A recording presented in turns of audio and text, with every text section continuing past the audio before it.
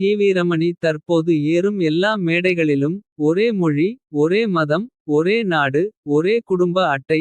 ஒரே கட்சி என்றெல்லாம் சொல்கிறீர்களே, ஒரே சாதி என்று சொல்வீர்களா? என்கிற கேள்வியை முன் வைக்கிறார்.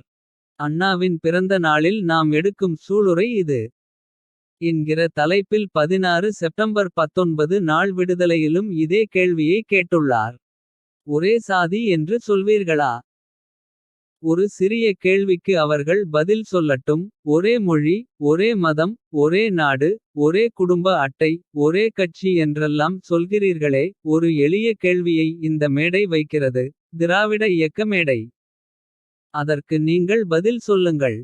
ஒரே சாதி என்று நீங்கள் சொல்லமாட்டேன் என்கிறீர்கள். இதற்கு நீங்கள் பதில் சொல்வீர்களா? அப்படி சொன்னால் உங்களை விடுவார்களா? மோடி அவர்களே, உங்களுடைய ஆட்சி ஆட்டங்கண்டு விடும். ஒரே சாதி என்று சொல்லிப்பாருங்கள், நாங்கள் வரவேற்கிறோம். ஒரே சாதி என்று நிறைவேற்றுங்கள் சட்டத்தை. இனிமேல் பல சாதிகள் கிடையாது. ஒரே மொழி போல, ஒரே மதம் போல, ஒரே சாதிதான் என்று சொல்லுங்கள். அப்படி சொல்ல முடியுமா உங்களால்? சொல்ல முடியாது, சொல்ல விடமாட்டார்கள். ஏனென்றால் உங்கள் தத்துவம் வருணாசிரம தர்மம். அந்த வருணாசிரம தருமம் உங்களை ஒருபோதும் விட்டு கொடுக்காது. என்கிறார் கி வீரமணி. ரொம்ப அறிவாளியாய் கேள்வி கேட்டுவிட்டோம் என்கிற நினைப்பு கி வீரமணிக்கு. ஒரே சாதி என சொல்லி இட ஒதுக்கீட்டை ஒழித்துக்கட்ட நினைக்கிறா கி வீரமணி. அவர் சொல்வது போல் மோடி அரசு ஒரே மொழி, ஒரே மதம், ஒரே நாடு, ஒரே குடும்ப அட்டை. ஒரே கட்சி என்பது போல் ஒரே சாதி என்று கூறினால். அதற்கு முதல் எதிர்ப்பு வருவதே கி வீரமணியிடம் இருந்து தான் வரும். வருணாசிரமம் சாதியை விட்டாலும் கி வீரமணி உடும்பு பிடியாய் பிடித்துக் கொள்வாரே. அது தானே அவருக்கு சோறு போடுகிறது, பிழைப்பை தருகிறது. ஒரே சாதி என சொன்னால் அப்போது என்ன சொல்வார் கி வீரமணி? ஒரே சாதி என கூறி 2000 ஆண்டுகளாக ஒடுக்கப்பட்டுள்ள சமூகம் மேலே வரும் சூழலில் சமூக நீதியை குழி தோண்டி புதைக்க பார்க்கிறார் என கூறி. தன் அல்லக்கைகளுடன் மாபெரும் ஆர்ப்பாட்டத்தை நடத்தி. காலையில் கைதாகி மாலையில் விடுதலையாகி விடுவார். அனைவருக்கும் பொதுவான சிவில் சட்டத்திற்கு எப்படி கி வீரமணி எதிர்ப்பை காட்டுகிறாரோ. அப்படி தான் ஒரே சாதி என்றாலும் எதிர்க்கப் போகிறார். சாதிவாரி ஜனத்தொகை கணக்கெடுப்பை வலியுறுத்திக் கொண்டு. ஒரே சாதி என்றும் சொன்னால் அது கடைந்தெடுத்த பித்தலாட்டமின்றி வேறென்ன? ஒரே மொழி, ஒரே மதம், ஒரே நாடு, ஒரே குடும்ப அட்டை. ஒரே கட்சி என்றெல்லாம் சொல்கிறீர்களே, ஒரே சாதி என்று சொல்வீர்களா? என்கிற கி. வீரமணி கேள்வி நேர்மையானதா? ஒரே சாதி என கூறினால் சமூக நீதி அடிப்படையில் இப்போது தான் படித்து மேலேறி கொண்டிருக்கும் ஒடுக்கப்பட்டோருக்கும். மிகவும் பிற்படுத்தப்பட்டோருக்கும் என்ன வழி சொல்வார் கி வீரமணி? வெறும் கைத்தட்டலுக்கு தான் கி வீரமணி இதை சொல்கிறார். சமூக நீதியின் அடிப்படையில் கி வீரமணி யோசிக்கட்டும். ஒரே சாதி என கூறினால் அதனால் லாபமடைய போவது ஆதிக்க சாதியா, ஒடுக்கப்பட்ட சாதியா? எதையும் அறிவுடன் பேச வேண்டாமா? ஒரே சாதி என்றால் ஒரு சாதி தான் பலனடையும் என்கிற சிற்றறிவு கூட கி வீரமணிக்கு இல்லையே. அரசியல் சட்டத்தில் சாதி இருக்கலாமா என கேட்டு அரசியல் சட்ட நகலை எரித்த ஈ.வே. ராமசாமிக்கு. அரசியல் சட்டத்தில் சாதியை பற்றி சொல்லப்பட்டால் தான் இட ஒதுக்கீடே வழங்க முடியும் என்று யோசிக்கிற அறிவில்லாமல் அல்லவா போனது.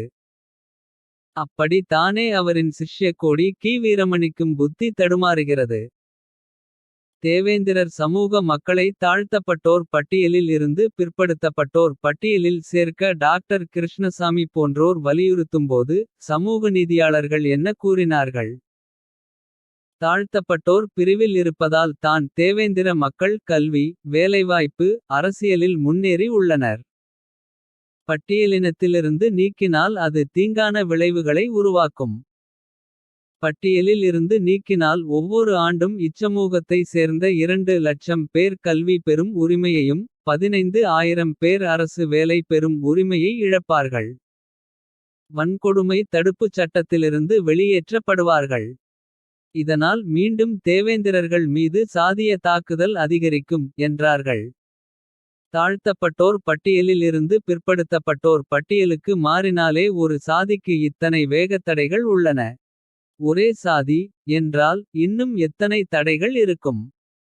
ஒரே சாதி என்றால் சாதி மூலம் கிடைக்கிற சலுகைக்கு மாற்று ஏற்பாடு ஏதும் கி. வீரமணியிடம் உள்ளதா. அதை முன்மொழிந்து விட்டல்லவா ஒற்றை சாதிக்கு மத்தியரசிடம் சிபாரிசு செய்ய வேண்டுமா. சாதியை பெயருக்கு பின்னால் போடுவதில்லை என முடிவெடுத்த ஈ. ராமசாமி. காலம் போன கடைசியில் முட்டாள்தனமாய் மீண்டும் பெயருக்கு பின்னால் சாதியை போடச் சொன்னார். பெயருக்கு பின்னால் சாதியை போடாததால் சாதியின் மூலம் கிடைத்த சலுகை கிடைக்காமல் போய்விட்டதாம். ஈ. ராமசாமி சொன்னது.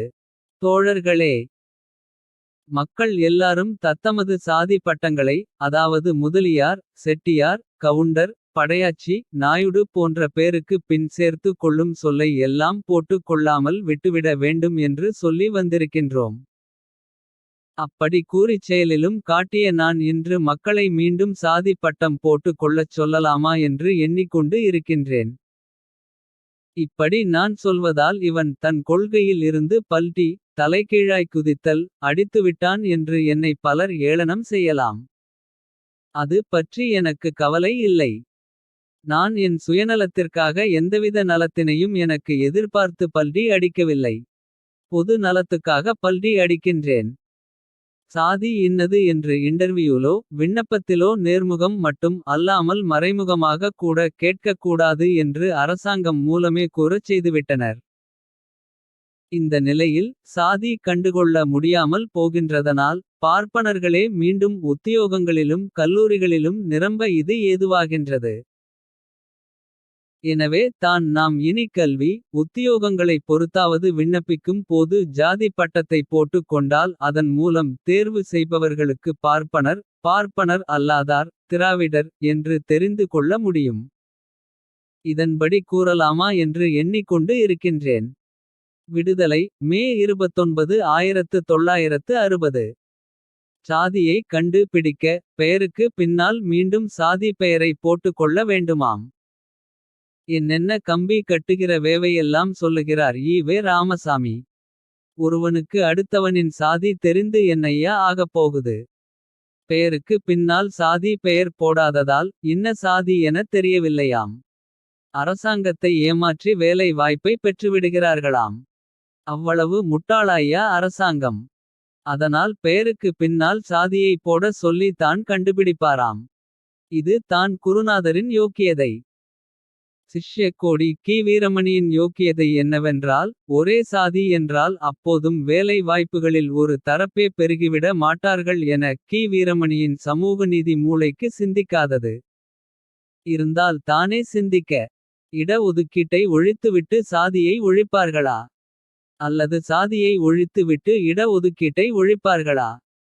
எதையாவது பேச வேண்டும் என பேசி வாங்கி கட்டிக் கொள்வதா கி. வீரமணியின் அறிவுக்கு அழகு.